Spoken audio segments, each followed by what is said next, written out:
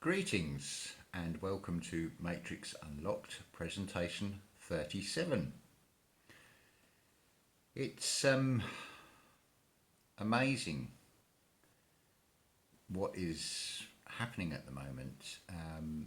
Today I've been working on the wooden shelf, which potentially is Tatarian wood. And as I've suggested before, wood holds memories. Now I'd like to offer you a theory. One or two of you have said on some of my previous presentations that I've blown your mind. Well, I'm going to offer you a theory on that one, that if the universe is within sight, is that not a Big Bang theory? Is that not what it truly is? Because everything seems to be a twist of truth. What is coming to light? And we need to question the timing of all this. I've just watched the latest presentation by John Levi, who's found some photographs of San Francisco that were published on a website in last October, so within the last month. So where is this information and all these photographs filtering through from? And it is a repeat pattern, or I'm going to suggest it's a repeat prescription, because it's prescribed. It seems to start with a comet, and earthquakes, buildings ripped to shred, and mud. But what is mud? These mud floods. It seems to take things to a whole new level. But mud, is that to dumb us down? Because mud in reverse is dumb. It's amazing when you start looking at the mud floods, the number of questions that come out from this, and you'll see the same patterns over and over again.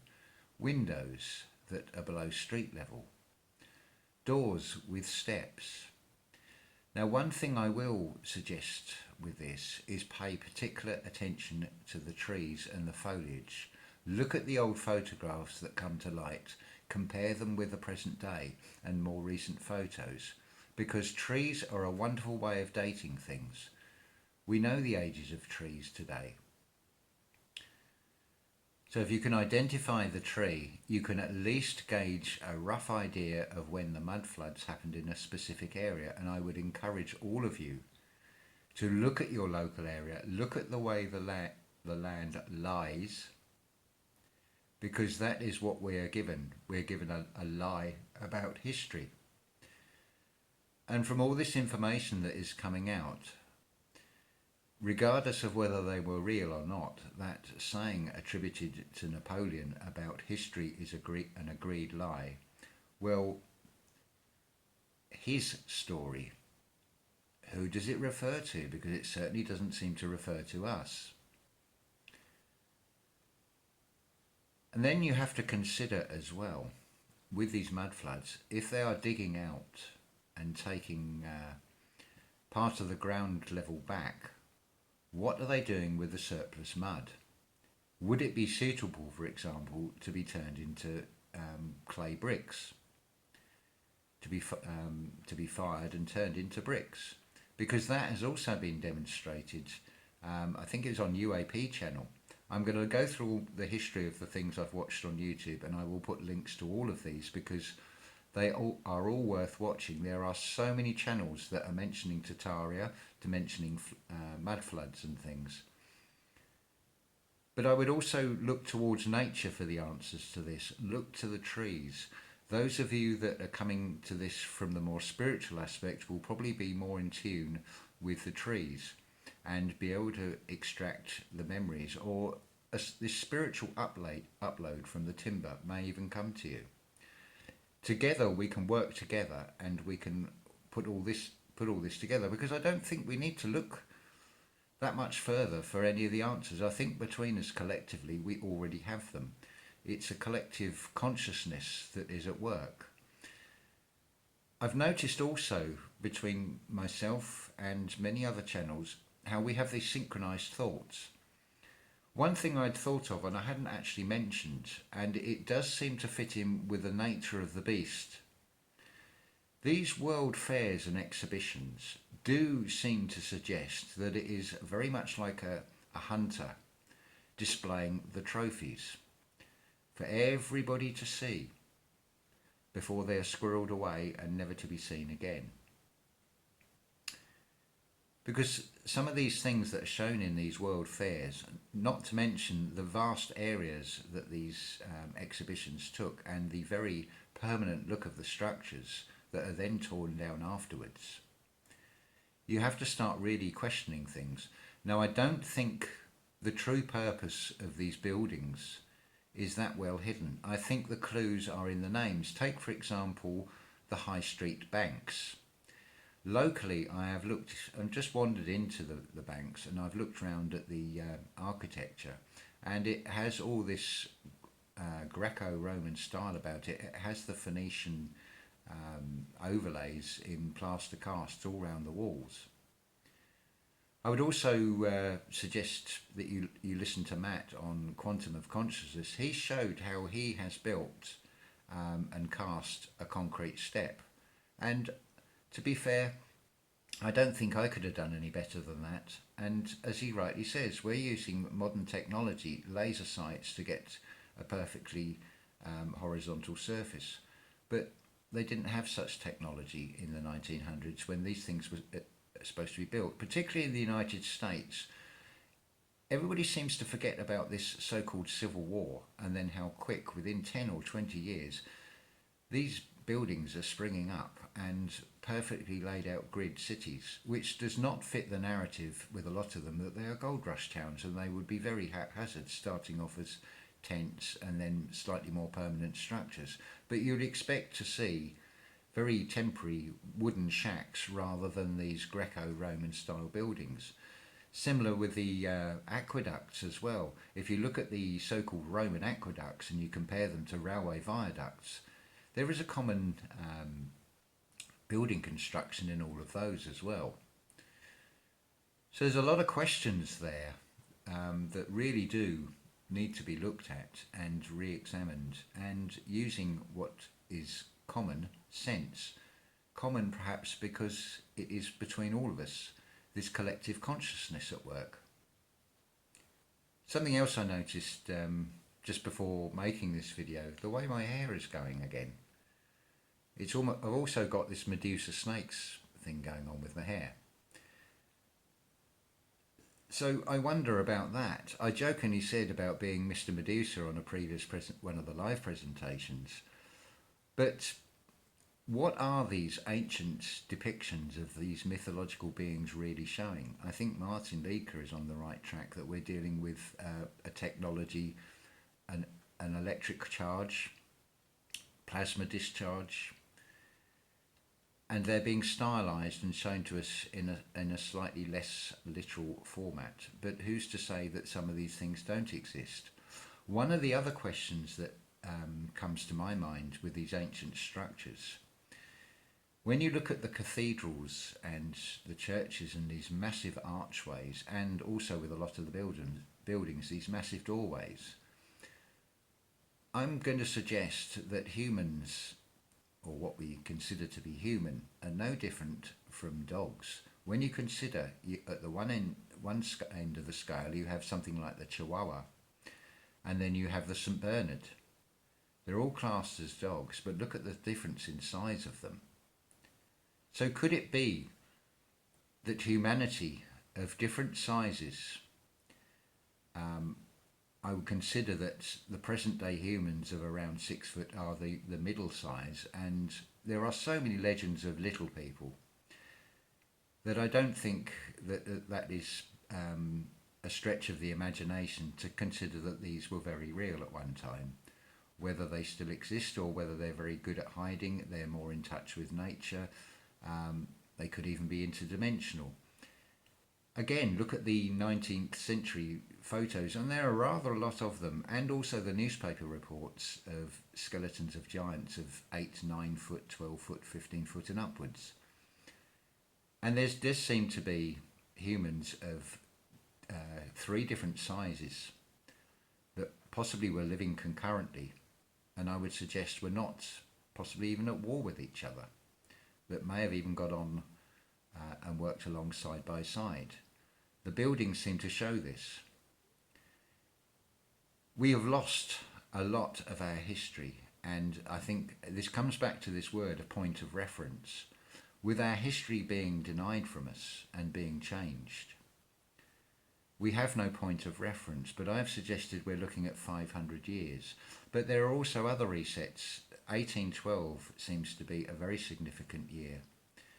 And you've also got to look at the pattern that is happening in California today. It's repeat patterns, and we're being told something completely wrong. You'll notice in the narrative, and this again has been pointed out on one of the channels I've just been watching, it does need reiterating.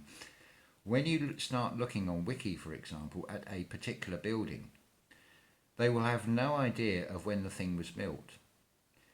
They tell us that these buildings are within the photographic age, but you won't find photographs of the construction.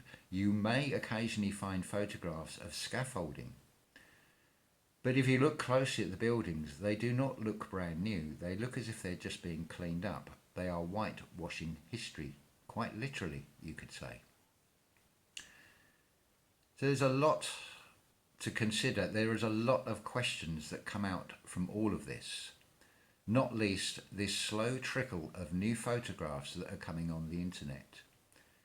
And I do wonder about the source, and Martin Liedker has suggested that we are being helped by maybe something within the control faction. There does seem to be a set of rules that has to be followed. Now, when you consider if everything is created from source, and that would include good and bad, there does seem to be a conformity to everything.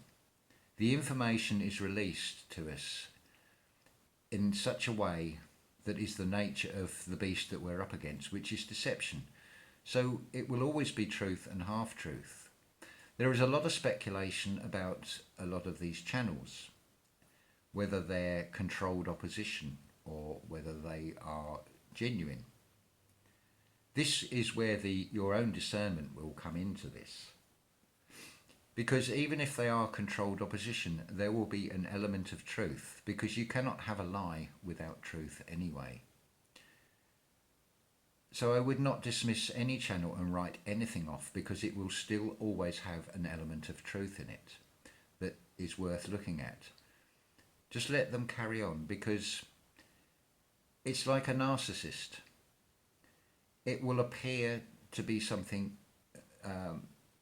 that you want until it has loosed you and got you in a position where it feels it has total control over you. And if you look at the pattern of the way things are going in this world, you can see that it is a narcissistic mindset that is controlling events.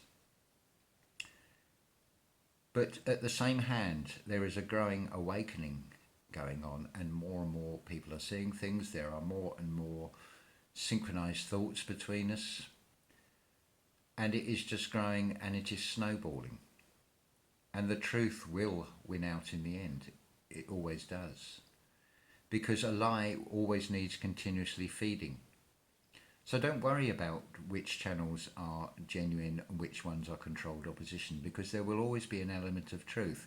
And there comes a point when those channels will have to break out and reveal their true intentions, because they will not be able to stomach, if they are knowingly going along with this, they will not help but react to something they don't want revealed.